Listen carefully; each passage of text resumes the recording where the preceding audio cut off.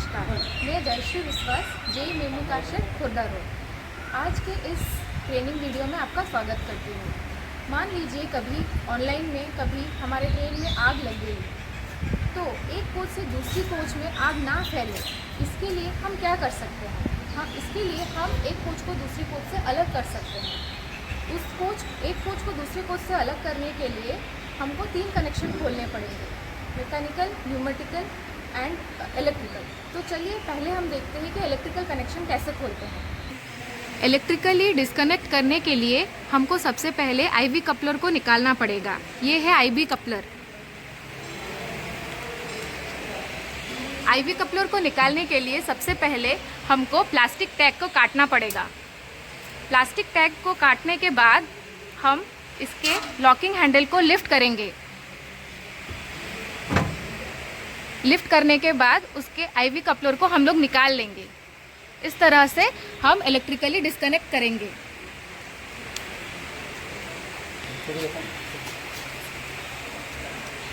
इसी तरह सारे आईवी कपलर को हम डिस्कनेक्ट करके रख देंगे।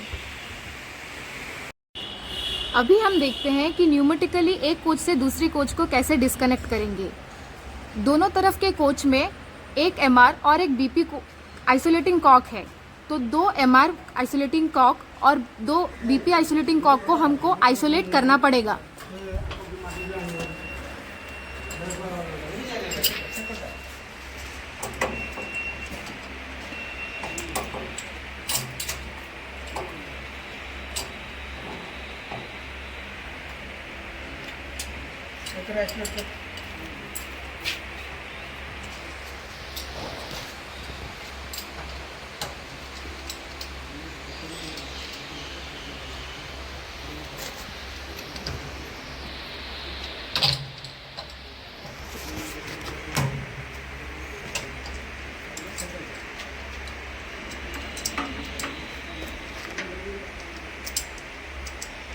कॉक आइसोलेट करने के बाद एमआर और बीपी होज को डिस्कनेक्ट करेंगे।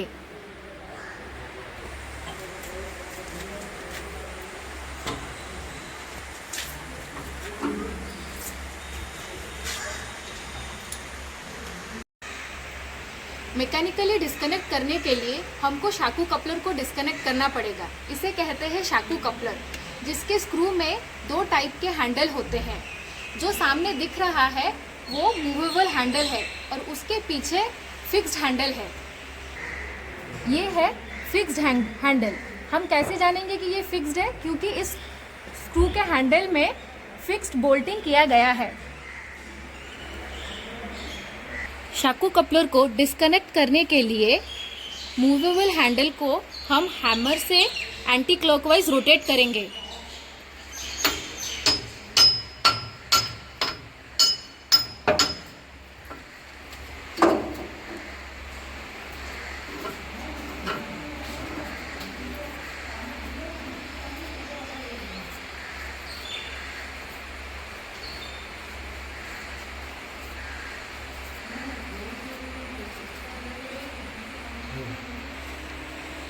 उसके बाद फिक्स्ड हैंडल को हम एंटी क्लॉकवाइज हैमर से खोलेंगे।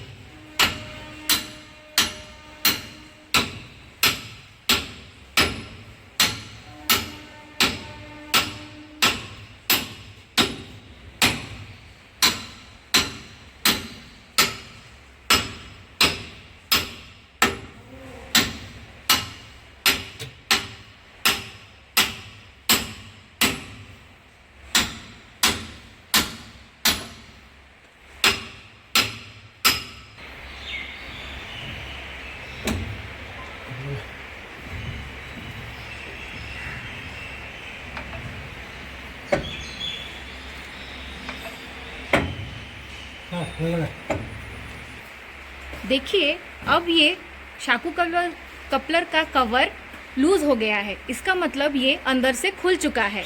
लेकिन दोनों कोच को अलग करने के लिए अब एलपी को सामने जाके ट्रेन को आगे खींचना पड़ेगा। फाइनली ये दो कोच इलेक्ट्रिकली, न्यूमेटिकली और मैकेनिकली अलग हो चुके हैं, लेकिन अब एलपी को सामने से इसको खींचना पड़ेगा फिजिकली अलग करने के लिए।